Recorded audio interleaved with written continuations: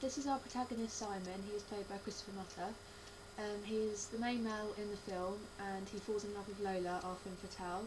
She lies to him, and he decides to murder her ex-boyfriend in order for her to then fall in love with him, as she tells him he was hurting her.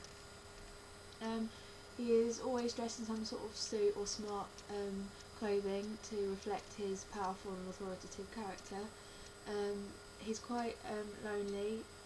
He's about 20 years old. He's not close to many people except from his best friend Charlie, who was the other male character in this film noir. Yeah, you don't find too much out about his background, but he's just keeps himself to himself and is quite protective over women. Are the main things that come across in our neo-noir. So the other male character in our neo-noir is Charlie, who is Simon's best friend. We thought of using two male protagonists instead of the one to follow sort of neo-noir development. Sort of in LA Confidential they have more than one male protagonist, so you're sort of converting the normal conventions of a film noir and updating it and modernising it.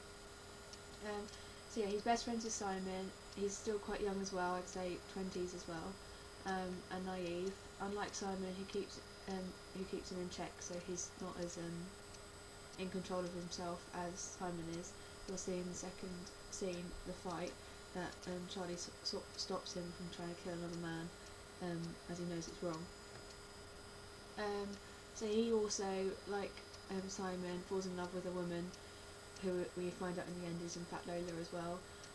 So he's quite protective of women as well, and just can be easily manipulated by the femme fatale. He's meant to be a funny character and well liked. He's also meant to be quite confident, but he does put others first, as you can see. He puts who he thinks is being hurt, Lola, first before himself. He doesn't think about his actions before he attempts to kill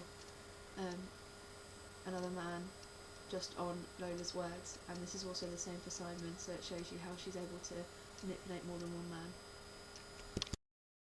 So as I said earlier, Charlie and Simon are best friends. You don't see much of their relationship, just the fact that Simon is a bit more of a protector over Charlie. He's still quite naive and young in the way he acts.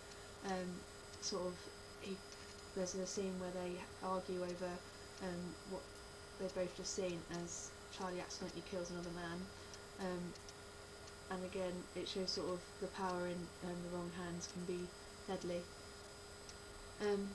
So yeah, they're both just very protective over each other, and they're very similar in some ways, as they both can be manipulated by the femme fatale Lola, and are able to give up themselves to protect another person.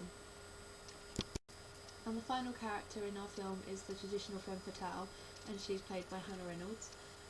So she is a singer in a nightclub and lies to different men, Charlie and Simon, to get what she wants, basically. So she wants to get them to kill other men. She is normally dressed in quite a seductive way, however there are some scenes where she's sort of covered up with scarves and things like that to show sort of, again, a similar theme in LA Confidential, sort of hide herself away, so that she's not showing her true self, and she's lying to the people around her. She's always got some sort of red on, so either that's red lips, red nails, something along those lines, so that you can always relate that colour to her, and you know that red has the connotations of a warning and a danger and sort of death, as it's the colour of blood. As well as the other two, she's also in her early 20s, and her reasoning behind this malicious behaviour is that she had a troubled past, which has affected her opinion of men and the way she wants to treat them, so she never trusts men now from the past she had, so now uses them to get what she wants.